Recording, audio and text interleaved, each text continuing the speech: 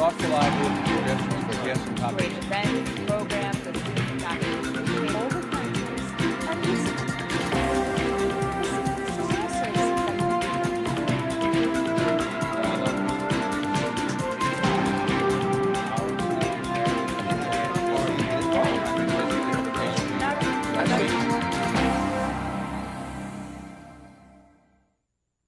Hello and welcome to this week's segment of Dialogue Houston. I'm your host, Lawrence Payne. To our regular viewing audience, welcome.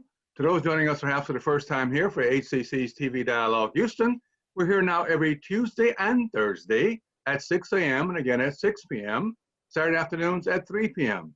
As always, in top of the hour, let me thank you for your very thoughtful calls, emails, and text messages concerning previous shows we've aired here on HCC's TV Dialogue Houston, but particularly for your great ideas for topics and guests and subjects to be covered on upcoming segments of Dialogue Houston. For after all, this is your community affairs, public affairs show, proudly now in its 27th season here on HCC TV.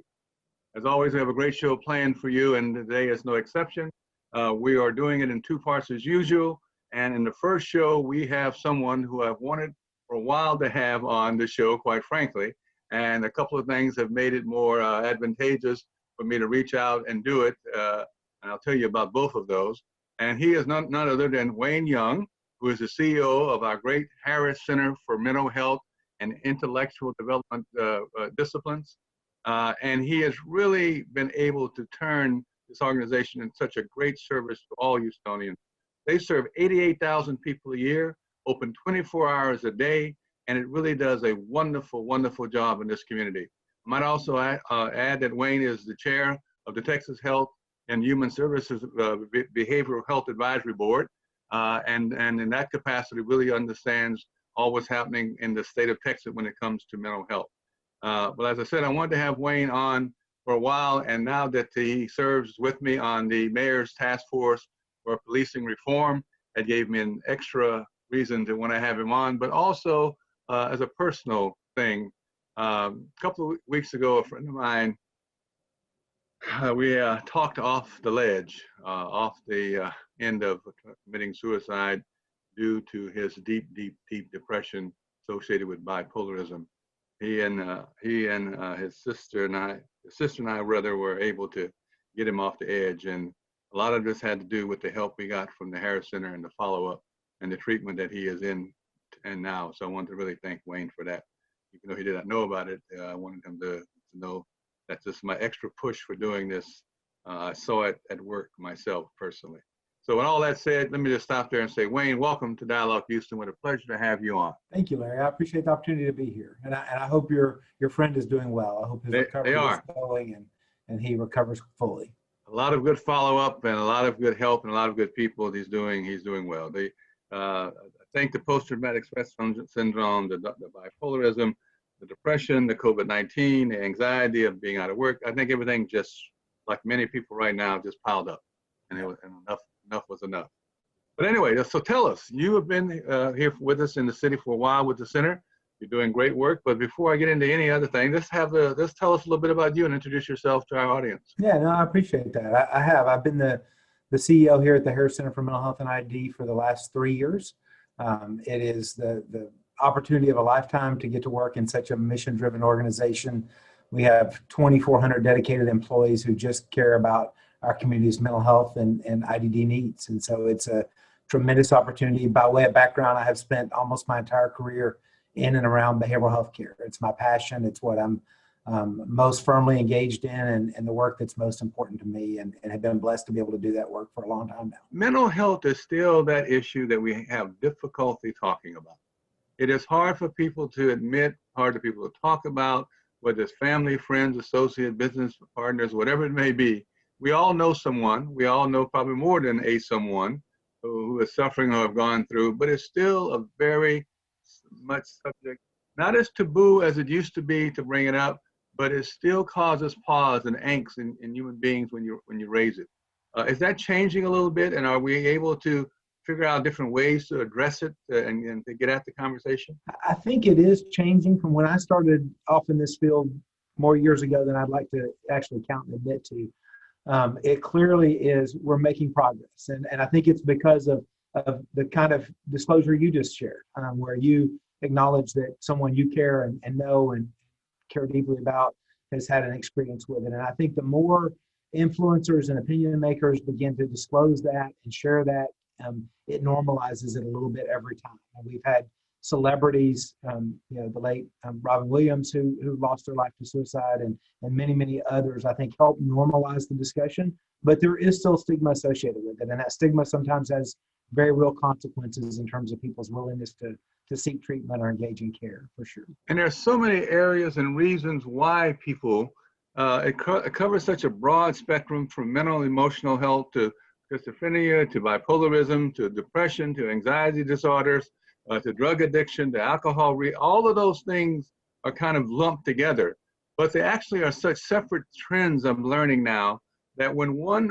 human being may have encounter or may have issues with more than one of those at the same time, that's really when it becomes almost overwhelming. Their own individual situation, let's say they just have bipolarism, not that that's not a major thing, but if you just have bipolarism, bipolar disorder, you can work with that, and there's ways to do that, etc. But when you have a combination of the two or three, that's where it really seems to just totally overwhelm the human being. Yeah, I think you're exactly right. We all tend to have kind of natural built-in coping mechanisms and internal and external resources to help us deal with things. And for some people, one of those incidents can kind of push us over the edge of our ability to cope with it effectively. And for others, it is the compilation of two or three of those things. And in a time like this, with COVID and some of the contextual issues we're dealing with in our society and the tensions around the political process that's going on, there is a lot of stress and strain on individuals. And you're right, you begin to see that pull and that wear and tear on individuals when they get to the limit of their ability to successfully cope with some of these stressors. Well, let's talk about those wears and tears and strains on all of us now in this society, with COVID, with the racial economic disparities, with all the things we're facing at the same time. What are you hearing and what are you seeing? I'm sure there's people coming in for services that here before would never thought about seeking out services, or never thought they would be in need of the services of the center. But I'm sure they're coming into the door these days. Yeah, and it does look a little different than traditionally the population we serve is the group of people who are experiencing very serious mental illnesses. That's the natural group who tend to gravitate towards the community mental health centers. But in this day and time, it is we're facing a stressor, a disaster that is impacting everybody in ways that are unprecedented for all of us. We are social creatures, and being socially isolated is a strain for us.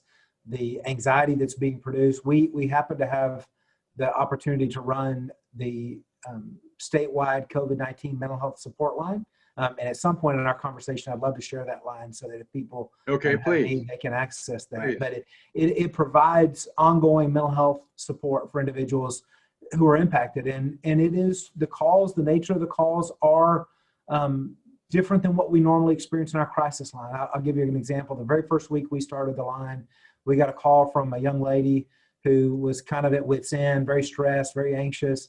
And her conversation was, well, I'm particularly concerned and have a lot of anxiety because I've just been furloughed from my job. I'm not able to work, and the financial insecurity that comes with that. She said, but also I'm anxious because my husband is still working, and he's going to work every day where there's a large number of employees and he can't social distance. And so it was the dichotomy and the bifurcation of that risk that, even though they were totally opposites, both were equal to her and her family situation, and caused her to reach out for some support and help in that. That's a good example. You know, when we talk about mental health, and here's the thing about mental health. I learned this when I did my clinical pastoral education, CPE, in the hospital setting, when I was studying to be a chaplain. They encourage all of us to have someone to reach out to, whether it's our own counselor or therapist, that you can't be a really good chaplain unless you are in therapy yourself, basically, in helping to serve other people. But that's so true in lots of walks of life and lots of professions and careers, that there is no stigma, no stigmata even with not only asking for help, but having someone to go to talk through the things you're dealing with and the people you're trying to help and serve so you can do a better job. That's really what it boils down to. And since, just quickly, I love this list because it's used in other ways. When they talk about the signs of mental health, Let me just run through those real quick because I find it interesting. Because on any given day, on any given day, change in thinking, mood or behavior, confusion, poor conceptualization, indecision, depression, apathy, sleep pattern change, anxiety, fear, withdrawal, feelings of losing control. I said on any given day, given the world we're living in right now, most of us could have some of those feelings. So maybe because, and a friend of mine was talking about this the other day, maybe because of COVID, we are finding it easier rather, to talk about some of these feelings and emotions. How do you see that being played out? I think you're right, and I think it does normalize it a little bit too, because it is such a shared experience. It's, these disruptions are universal for almost all of us. There's nobody, no group that isn't impacted in a similar kind of way in terms of the angst that it's created. And I appreciate you sharing that list of symptoms. Those are right on target. I would also remind people that occasionally, when we have emotional things that are difficult to deal with, we also sometimes somaticize those, and we begin to experience them as physical symptoms. And that adds to the complexity of this around COVID in particular. But when you begin to experience stomach aches or headaches or other pains, right, or appetite changes and some of those kind of things, that can also be your body's way of suggesting that you're having a hard time coping with some of the stuff going on. Yeah, I think all of us have a little bit of that too. Those lists that you just mentioned, particularly COVID. And I will say, one of my very first professors, when I first started down this path of study, said, really, mental health issues are not the presence or absence of something; it's the degree to which something is impacting us. Right. So it's so to your point, we do experience all those things, and and then it becomes about the impact and how we manage it in terms of its impact on our. That's true. So these extra pounds we all put on because of COVID, staying at home, is part of that too, I guess. I suspect it is. So let's ask this. When I ran Search for the Homeless, privilege of running the organization, so many of the homeless are mental health issues. So many of the homeless are suffering from mental health issues. And the myriad of mental health issues in which they do suffer from covers the gamut. And I know you see this in the work and some of the clients who come to the service. This homeless mental health connection, or mental health and homelessness. I know you're aware of this because y'all worked in this area and talk about it a lot. I have homeless individuals, human beings, who just, for all kinds of mental health, do not want to come off the street, will not come off the street, will not be inside, don't want to be inside, don't trust anybody inside. The only way they cope, survive, and continue to live is to be outdoors. And we're just not going to get them. There's a certain population, you're not going to do rapid housing, you're not going to do wraparound services, you're not going to do housing, you're just not going to get them in. Mm-hmm. And I know we're doing some mobile outreach with the van that county and I think you provide one. Houston Police Department has theirs, and trying to reach these people and work with them as human beings with humanity and care and compassion. Do you see any of that changing in the way we finally begin to look at homelessness and the mental health issues associated with homelessness? I think there's some really interesting developments, and I suspect it was so recently announced, you may not even have awareness of it, but the city and the county and the Harris Center and other partners have been really working on a strategy to try and particularly impact those individuals with serious mental illness who are homeless. And just a few weeks ago, the city and the county both committed and granted the Harris Center $5 million each so that we could acquire a facility that we intend to open as a respite, rehab, and reentry center. Wonderful.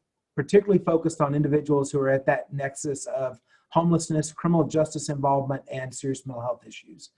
Really trying to find a way to engage them longer term, because as you point out, if they've been living on the street for a while, they often avoid formalized systems and care structures. And so how can we engage them as they leave hospitals and other points of stability, and do it on a longer term basis to help them make a transition that might be more established and planned, and they're better prepared to make that transition. That's great. That's great. Right. And as you know, just working with those human beings and getting to know them, there are some great people who are homeless.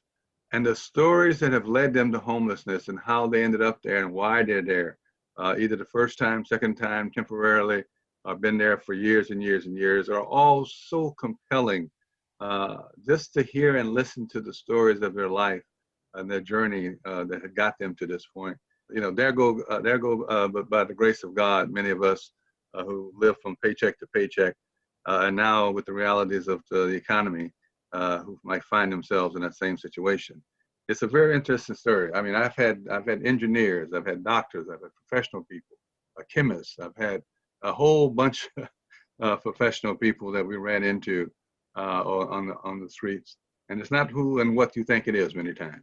But if you can kind of set aside the lens that we often see them in as we're in a hurry running through the streets and trying to go places, and think about the resiliency it takes for those individuals to continue day in and day out dealing with those circumstances, the challenges that are inherent with being homeless.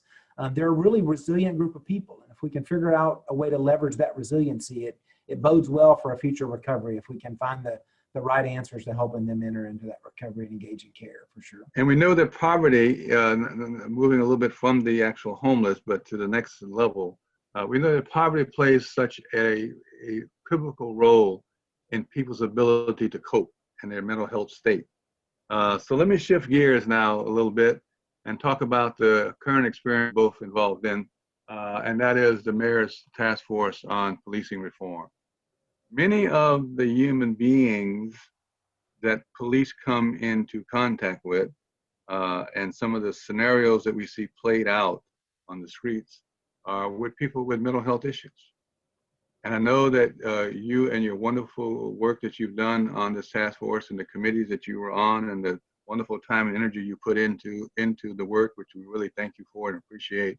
But tell us about the issues and how y'all talked about them and how they all connect and kind of what we're talking about now with mental health and people with mental health issues and preparing and training police to deal with those individuals, because y'all did a stellar body of work in that area. I appreciate that, and it is the interconnectedness of all this is both interesting and compelling, I think, and it comes down to the fact that folks with mental health issues, in part because of the nature of their crises that they experience at times, in part because of the way our state laws are written, do tend to come in contact with law enforcement, particularly on some of their worst days, when things are not going well, when they begin to deteriorate and need some critical intervention.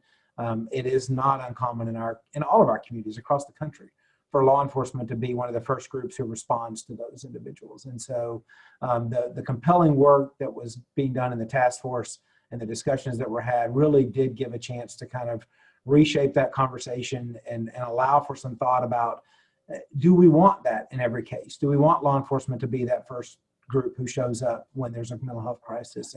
And if not, who? And if so, how? And what way and with what tools and mindset do we want them to show up and engage? And so it was incredibly interesting work. And I will tell you, I was so impressed with the members of the task force, who many of them didn't have a background in mental health. This is not their day-to-day passion like it is mine. And their understanding and willingness to think differently about how law enforcement might engage with those individuals and work was really impressive. And I don't want the opportunity to be passed without saying that I think the Houston Police Department has done a lot of things right when it comes to mental health. Yes, they have. They deserve credit where credit is due, and in that area, they have done quite a few things that are kind of leading the nation, in fact, in responses.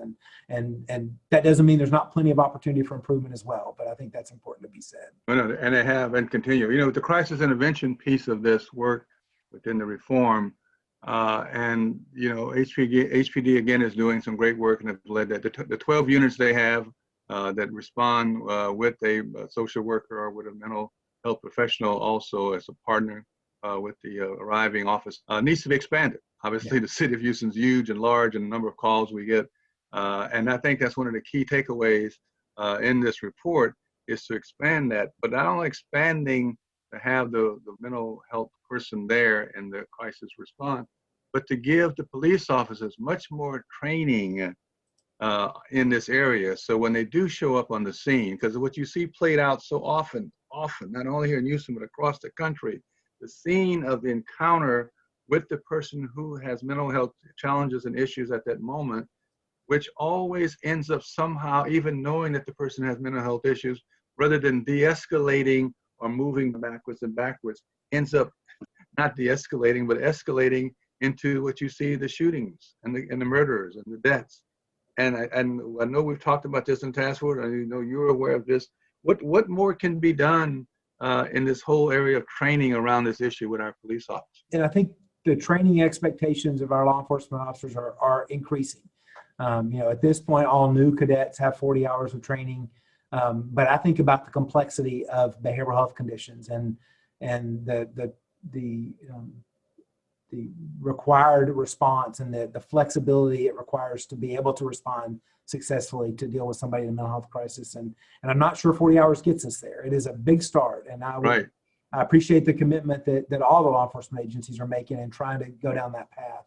But there is obviously always a need for greater education and tools in their tool belt, if you will.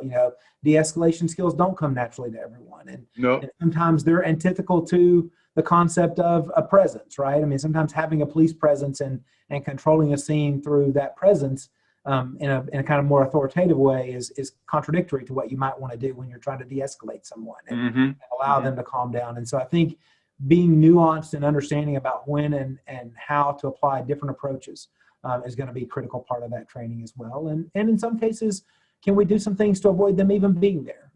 We ask a lot of law enforcement. We put them in a lot of complex situations, and certainly in those public safety and risky situations, law enforcement is always going to be a critical part of that response. But is there some that may start off less risky that we could avoid that escalation in general by having a different response model and having other approaches to response be a part of our tools? How much do you think in the response does the issue of implicit bias or hidden biases come in? Because I think sometimes you have bias, known perhaps of mental health individuals, human beings. Then you add a racial component on top of that bias already against the mental health person. And then you have a double whammy. And I think sometimes you have so much playing out that one is not aware of and how one responds to that human being on the other end of this receptor. And that it plays itself out in such interesting ways, because I've watched, as you have and others have, particularly those of us associated with this task force, there's hours and hours of video, all the incidents occurring all around the country, and the de-escalation or escalation, and particularly the ones with mental health. And it's almost a clear pattern and picture that comes out of all of them. And it just got to make you start wondering is what's going on here. And in fact, would training, particular specific training around mental health, would that get us there, or is there something else, another layer of operative here that we also have to look at and work on? And it's probably both and, it's probably not either or, but it makes it a very complicated issue when you try to get into it, does it not? It certainly does. And I don't want to pretend to be an expert on the implicit bias side. And I've certainly have seen all those same videos and struggle with understanding how those outcomes happen in some cases. But I certainly understand that from the mental health perspective, they do come, whether you frame it in the lens of implicit bias or stigma. But I think sometimes everyone who shows up at a scene where there's a mental health crisis comes with their lens and their perspective around that and the baggage that comes with that. And sometimes the lack of optimism that this can be resolved and that we can get to a place where this person can remain in the community and we can connect them with additional resources. And so I think we've got to figure out how to also create that sense of optimism that these calls and these cases don't have to end with an adversarial nature, that with the right approach, in some cases, we might be able to de-escalate them and allow them to continue on and connect up with mental health resources. Just as a note, there's many resources we could give here around these issues, but I just want to point out one that I think would be very helpful to our audience. It's a book entitled The Blind Spot, The Hidden Biases of Good People. The Blind Spot, The Hidden Biases of Good People by Marzaran Ben-Nashi. And Dr. Ben-Nashi, who is from Harvard University, also has, and you can look it up online, an implicit association test. It is a little quick test that really shows you whether you're biased or not. It shows you to the depth of your being biased. And it's surprising with most people who take the test, particularly those who go into it very clearly stated that I'm not biased in any way, shape, or form. And the tests usually prove much differently. So that's one thing. Wayne, I just want to give you a chance to close real quick and to give any information and contact stuff that you would like to give. There's two things that I would love to share if I had the opportunity. And one is, I talked earlier about the COVID-19, the statewide COVID-19 mental health support line, and that being a resource for anyone who's impacted by COVID that just wants a supportive ear. You don't have to be in crisis. You don't have to be, kind of the depths of despair maybe that's causing people to contemplate harming themselves and that sort of thing. This is a resource just for everyday supports and help. And that number is 833-986-1919. And on the back end of that that support line are also FEMA-funded disaster behavioral health supports that include individual and group counseling and supportive education and support and education assessments, referrals, all kinds of support activities. And then the other number and resource I would share, which is a more traditional crisis line, is 713-970-7000. But either one of those lines, if someone were struggling, if they reached out, they would find a supportive listening ear who could help them manage through a crisis if they were experiencing that, or just a need for support. There's somebody, human being on the other end, 24 hours a day, 7 days a week. A skilled behavioral health clinician who is ready to respond around the clock. Well, I cannot thank you enough for being on Dialogue Houston this week and being part of this conversation. I'm sure we'll be doing others as a follow-up, and I'm sure we'll track the work of the task force and have you involved in that conversation going forward. Thank you very much. Before I close out, you're more than welcome. Before I close out here, a couple of closing thoughts in the minute or so I have left. We try every week on Dialogue Houston to present what we refer to as opportunities to live in new knowledge, and the definition of that is this: learning is a journey. It starts with curiosity about change and builds. Learning is the driving force behind transformation. It has the power to rewrite the way we think, feel, and act. Each of us are learners, and every day in every way we encounter new learning moments. What we do with those moments is the difference between growth and flight.